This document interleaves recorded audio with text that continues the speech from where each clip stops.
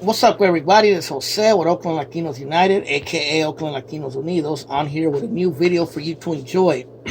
Well, this video I'm going to do today is something new that I want to try. And I have a lot of articles like these from the Oakland Tribune. As many of you know, I do a lot of historical research on Oakland Raza history in particular. And I have a lot of stuff on crime stuff that happened in the past that's documented that many people probably forgot about. And if you guys want me to continue doing this, let me know in the comments and I will continue it. If not, then maybe I won't. But yeah, this is a story that I've had for many years, actually in my possession. And this happened in Oakland in 1977. And now that this topic is more popular on YouTube, I feel more comfortable doing this. And once again, this is all documented on Oakland Tribune. This is nothing that shouldn't be known about. Nothing secret. And yeah, man, this story is about a prison gang murder in East Oakland in the dirty 30s in 1977. And the way I found this story was an article from 1978. And it's this article right here, ex-gang leader describes slaying. This is from October 24, 1978, or 10/24/78. And what happened was, on the night of March 17, 1977, a man named Jesse Dutra, 30, of 2610 35th Avenue. Many of you might know where that is. It says here it's an apartment complex. I looked up the address, and it's actually the upper part of 35th, going up there towards like Brookdale up that way. And it's close to the quick stop. If you guys know that quick stop with the gas station, it's right in that vicinity. So Jesse Dutra was killed. His head was clean blown off by a shotgun, 12-gauge shotgun. And like I said, this happened in March 17th of 1977.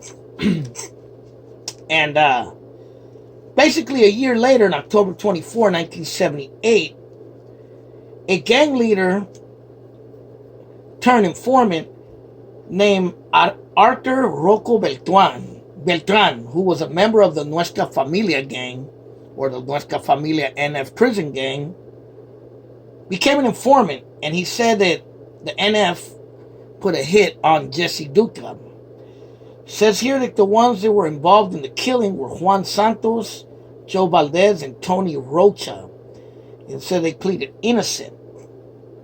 And basically what Arthur Rocco Beltran said, that he reached out to a guy in Oakland a week before the killing, and he met with Ronald Snake Taylor, a gang lieutenant in charge of the Oakland area. Taylor told Beltran to file a report on Dutra and other gang members in the area who were suspected of being hermits, a gang term for defectors. Maybe hermit, from what I'm reading, might be an early word for DO or dropout. And basically what happened was, on the night of March 17, 1977, which is the same year I was born, Rocco Beltran, or Arthur Rocco Beltran, Juan Santos, Joe Valdez, and Tony Rocha went to Dutra's house, and basically they were looking for Dutra, and they couldn't find him, and they asked someone if they knew him, and they pointed to the 35th apartment. It says here they broke into the apartment, and they found a bunch of people in the apartment, and they said, who's Jesse Dutra? And there were several men in the apartment, plus a woman and some kids, but they took the woman and the kids to a separate room and asked the men, who's Jesse Dutra? The men didn't answer, so they started looking at their IDs, and they found out who Jesse Dutra was. Jesse Dutra pleaded that if they needed drugs, that someone with drugs was on the way. They pulled some money out, blindfolded Dutra, and forced all of them to face down on the floor. It says Rocha emptied his shotgun into Dutra's head and neck.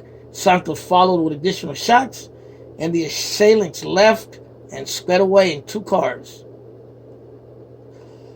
And basically, there was other killings that happened in Salinas and San Jose, Fresno, and several other cities, including the Dutra hit.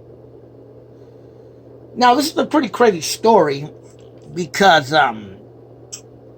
you know, a lot of this stuff is talked about now. There's a lot of channels that talk about this kind of stuff, like Comics Perspective, Gunner, and various others that talk about these subjects.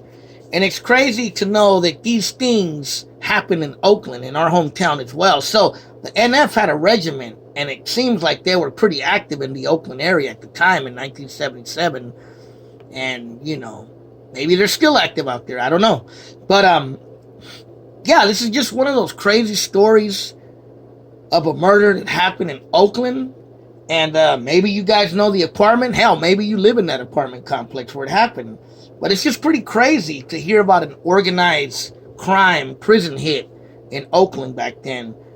And, the fallout, you know what I mean? It was a pretty brutal crime if you look at it. And, yeah, man, it's just one of those crazy Oakland town business stories, you know what I mean?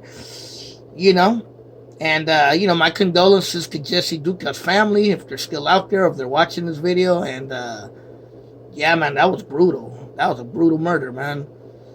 But it just goes to show you, man, that life, that's what it brings you. It's death and destruction and jail and hopelessness. That's how it always ends, man. But hopefully you guys like this story.